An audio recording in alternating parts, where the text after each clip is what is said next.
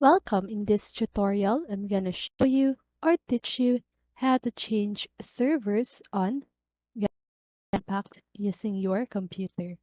So if you want to know how I did it, just keep on watching.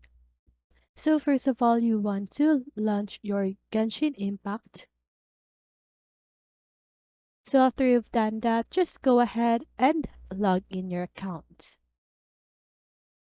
And then here at the lower part of my screen, as you can see, there's this gray rectangle that says Asia. So as you can see, that is my server. Okay. So if you want to change your server, just go ahead and click on that. Then here you can see different servers that is available on this game. Okay.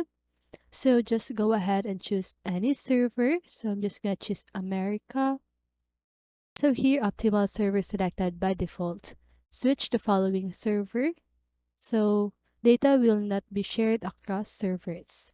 So if you're sure about your action, just go ahead and click on confirm. And as you can see, my server is now on America. So just go ahead and play or start the game by clicking on the screen. And that is how you change your server on Genshin Impact. So I hope this video helped you, and if it did, make sure to like, subscribe, and hit the bell notification so you won't miss a video. See you on the next one, and have a great day.